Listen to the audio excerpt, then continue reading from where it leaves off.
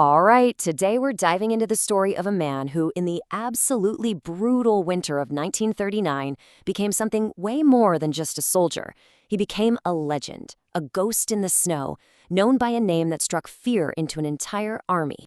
And that name was the White Death. You know, it was a name whispered by Soviet soldiers as they scanned these endless white Finnish forests, absolutely terrified of a phantom they could never see, but whose presence they could always feel. And for good reason, because in less than 100 days, during the shortest, darkest days of the year, mind you, this one single soldier was credited with over 500 confirmed kills. That is by far the highest sniper count in the history of modern warfare. It's just staggering. And this is him. Not some giant super soldier, but Simo Häyhä, a quiet, kind of unassuming Finnish farmer who was only about 5'3". So the question is, how on earth did this man become a myth? Okay, so let's kick things off with the legend itself. We're going to unpack how that name, White Death, was really forged in the fire, or I guess the ice, of the Winter War. So the context here is absolutely key. In 1939, you've got the huge Soviet Union invading this tiny country, Finland. And Häyhä was out there fighting in temperatures that dropped to a mind-numbing 40 degrees below zero. The Soviets called him the White Death, but to his own people, he was Taika Ampuja, the magic shooter. Now here's where it gets really interesting. There's a bit of a historical debate. Did the Red Army soldiers actually come up with the name White Death out of pure terror? Or was it a brilliant piece of Finnish propaganda designed to create this mythical hero to boost morale back home? The truth, as it often is, seems to be a little bit of both. So to really understand the legend, you have to understand the man. And before all the chaos of war, he was just a quiet farmer who happened to have an extraordinary, almost unbelievable talent. You know, his path was a pretty gradual one. He was born a farmer's son, joined the local militia when he was a teenager, and did his mandatory military service like everyone else. But look at this, he only got formal sniper training in 1938. That's just 1 year before the war kicked off. So his real skills, they weren't made on some military training range. Nope, they were forged right here, out in the massive Finnish forests. He was a passionate hunter, and apparently his house was just filled with marksmanship trophies. The forest was his home turf. He knew its rhythm, its sounds, its secrets, and he knew how to just disappear into the snow. Years and years later, in 1998, a reporter asks him what the secret was to his insane skill. His answer? Just one word: practice. That's it.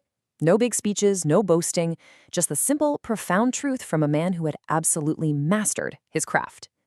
Which, of course, brings us to the how. What were these specific and surprisingly low-tech tactics that made him so devastatingly effective against a modern army?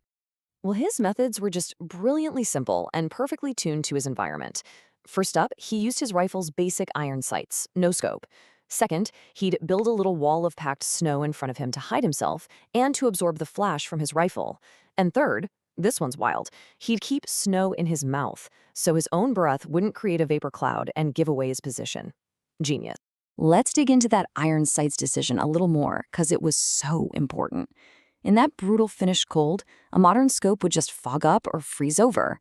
It also makes a sniper lift their head higher, which makes for a bigger target. And the real killer?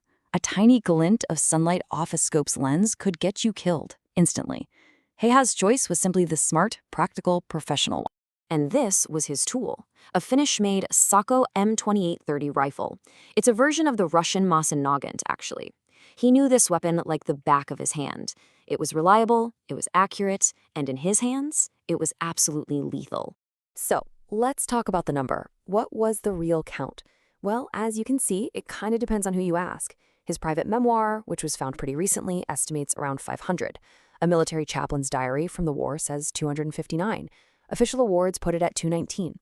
The exact number is probably lost to the fog of war and, let's be honest, propaganda. But every single one of those numbers points to something completely unparalleled. His war, however, came to a very sudden and very brutal end. This next part of his story is all about survival and the long, quiet life he had to build after the fighting was over. Just a single week before the war officially ended, Häyhä was hit in the face by an explosive round from a Soviet soldier. The impact completely shattered his jaw. His friends, believing he was dead, actually placed him on a pile of bodies. He was only found because another soldier happened to notice his leg twitching. Unbelievable.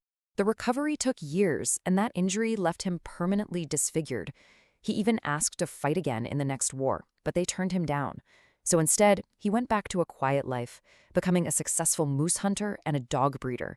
But peace wasn't always peaceful. He actually faced some harassment and even death threats from people who didn't approve of what he'd done. And yet, despite his efforts to live a quiet life, his legend just kept growing bigger and bigger. So let's take a look at his incredible second life as this unlikely global pop culture icon. I mean, this just perfectly illustrates how far his story has traveled. This is Häyhä, reimagined as a legendary fighter for humanity in the super popular Japanese manga series Record of Ragnarok. Think about that journey, from a snowy Finnish forest to the pages of a Japanese comic book. And the list just goes on. The heavy metal band Sabaton wrote a whole song about him called White Death. He was a big inspiration for that recent action movie Sisu.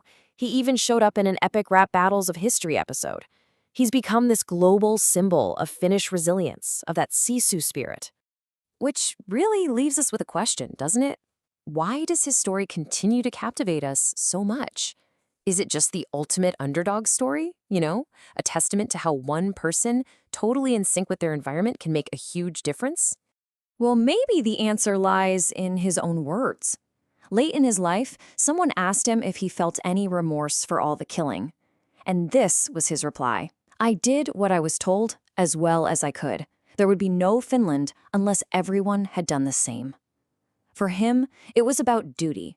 It was about survival, plain and simple. In the end, his motivations were as simple and as profound as the man himself. And they're written right there on his gravestone for everyone to see. Home, religion, fatherland. For Simo Häyhä, it was never, ever about the legend. It was about protecting those three things.